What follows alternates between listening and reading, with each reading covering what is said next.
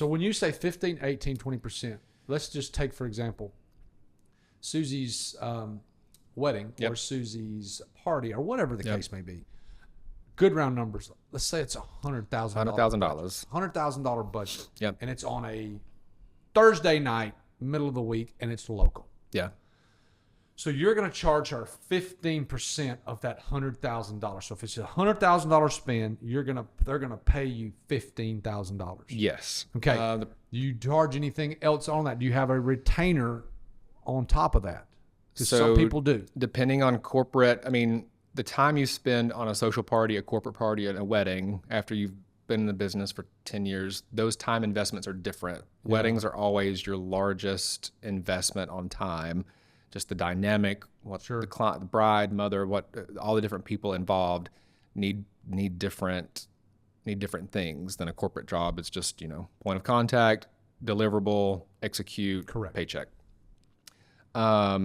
Weddings have a retainer and you say retainer instead of non-refundable deposit. Retainer deposit implies that you can get it back. So for me, in the verbiage for a business owner, a non-refundable retainer, not deposit.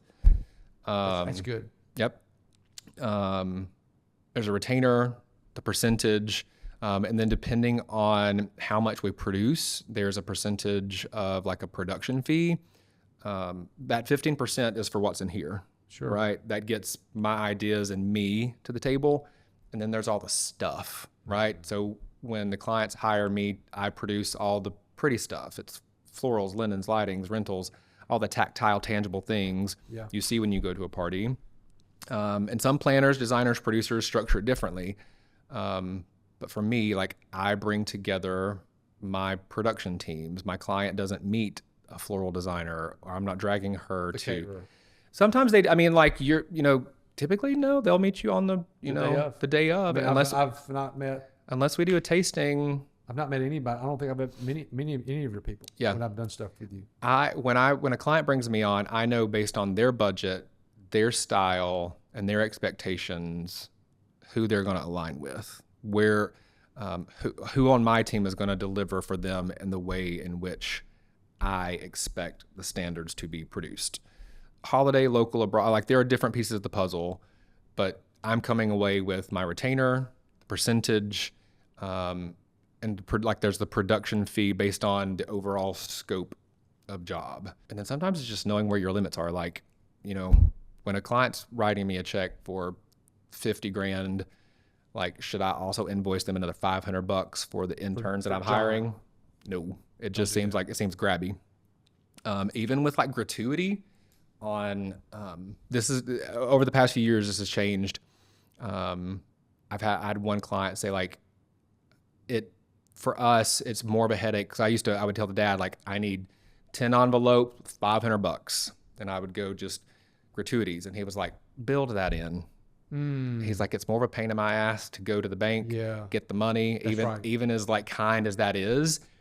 And so now I tell my photographers up front, like, whatever and I will tell them based on the scope of contract, it's $400. Build that in. $400 on the invoice. And I will tell them, and I'll tell my clients, like, your gratuities in there. Like, we're not just, buffing the bill to like bulk up the bottom line. Gotcha. But for some reason that like handing someone a 20, handing someone 100, like that, that endorphins of like. It does. It feels good. It feels good. I mean, we'll do a $50,000 job. Yeah. And they won't tip you. And you're just like, well, they just gave us $50,000. It's okay. Yeah. But I do. It's not okay though for my team because like they love the extra 40, the 60, the extra whatever. That's food on the way home and some gas, all that kind of stuff. So like, if I give it to the captain or to the owner, I say like, there are 40 20s in there, spread them out. Right. Where did you learn this? Where did you learn that model of charging and how to charge people for what you're worth? It'll blow your mind. Like, I've always been percentage. It started at 10 when I first started because my weddings, at that point I'd be lucky if they were, $50,000, $30,000, $50,000. So like I'd always had a 5,000. I was always going to be $5,000. Okay. That was my retainer. Now, that was like that first contract. And I feel like people who are investing a lot of money, now they expect to wheel and deal a little bit. So like, I will buff my contract up knowing that whether it's the dad, their attorney, their financial manager, they're going to come back with like some tweaks. But in the beginning, I've always been percentage. Most people have or had, or still have. There's a lot of planners that have. Well, my fee is $7,500, and if you're working on a wedding that's $400,000, because the larger the budget, the larger the wedding, the more crap you got to do, the more time, the more labor, and especially if then they are hiring on team members that comes out of their revenue. Well, like if you do the math, man, I'm making like, there was one client who was him and hawing over my, how much I cost my investment. And I like broke down the math. For a wedding of this size, these are the hours that I usually put in. Here are my hard costs. You're paying me like $23 an hour. Get out of town. Yeah. Like if you want to like, maybe I'm not the best fit. If you're trying to drive that value, I'm not your guy. Call somebody down the road, man. And respectfully so, but like working with someone for 12 to 18 months, it's hundreds of hours. Well, and here's the thing too. Our job is to make people's lives easier. Yeah. Yeah. That's our job. Yep. Here's it sounds really silly. Whether you work at McDonald's, yeah, or whether you are planning a $1 million event in Manhattan, or whether I'm doing a $100,000 meal for whoever, my job is to make your life easier. In everything that we're doing, that is our job, and to take the stress off of planning an event. An event.